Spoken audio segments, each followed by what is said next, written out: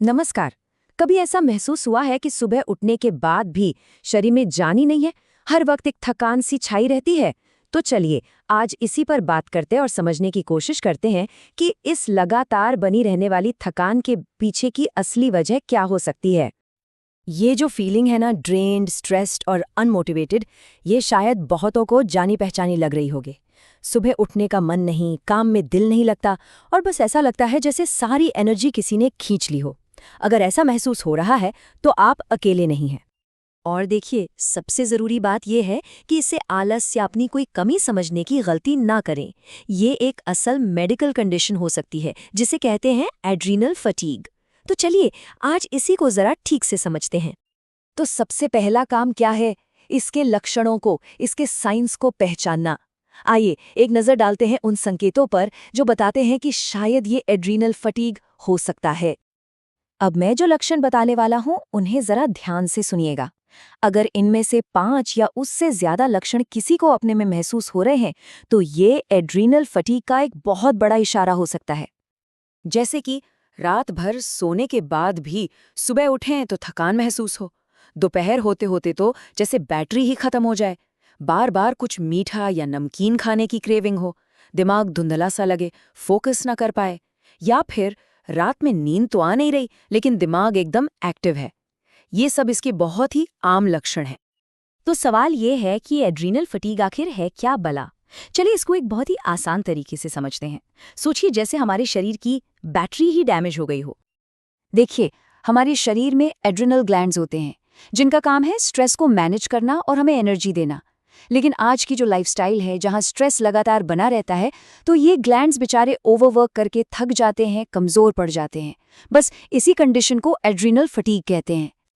आयुर्वेद में इसके लिए एक कमाल की एनालॉजी दी गई है।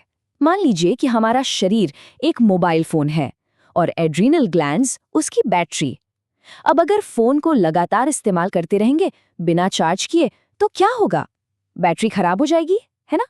बस एड्रीनल फटीग भी कुछ ऐसा ही है। पर अब सवाल ये उठता है कि ये बैटरी डैमेज आखिर होता क्यों है?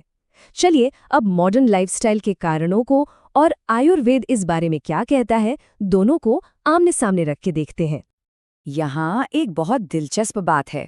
देखिए, मॉडर्न साइंस बाहरी कारणों पर फोकस करता है, जैसे स्ट्रेस, नींद की कमी वगैरह। वहीं आयुर्वेद शरीर के अंदर के सिस्टम में गड़बड़ी को वजह मानता है, जैसे वात पित्त का बिगड़ जाना या अग्नि यानी हमारी पाचन शक्ति का कमजोर हो जाना। मतलब आयुर्वेद के हिसाब से प्रॉब्लम सिर्फ बाहर नहीं, शरीर के अंदर भी है। तो अच्छी खबर ये है कि जैसे फोन की बैटरी चार्ज हो सकती है वैसे ही हमारे शरीर की इस बैटरी को भी रिचार्ज किया जा सकता है। तो अब बात करते हैं सॉल्यूशंस की, कि इसे ठीक कैसे करें। शुरुआत के लिए ये 5 बहुत ही आसान और असरदार घरेलू उपाय हैं।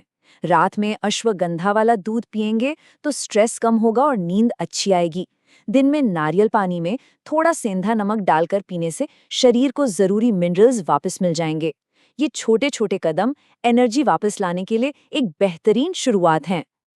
एक बात गांठ बांध लीजिए, हमारे शरीर में एनर्जी का सेंटर हमारा पाचन है। इसलिए गरम और पका हुआ खाना, घी जैसी चीजें बहुत फायदेमंद है। वहीं ज्यादा चाय, कॉफी, ठंडी चीजें और फास्टिंग से बचना चाहिए।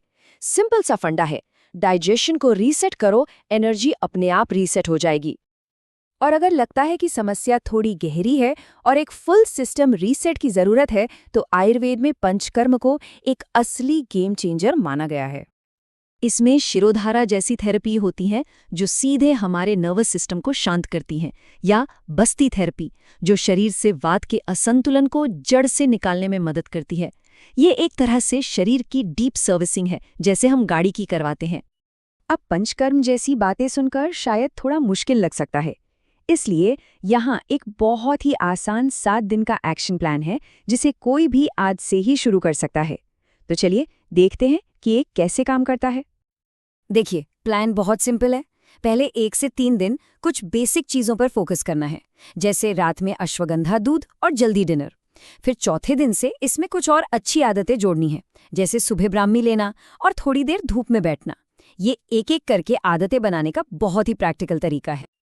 तो आखिर में सवाल यही है इस थकान को सिर्फ आलस समझकर नज़रअंदाज करते रहना है या फिर अपने शरीर की इस बैटरी को वाकई में रिचार्ज करके अपनी असली एनर्जी को वापस पाना है? ये फैसला हर किसी को खुद करना है।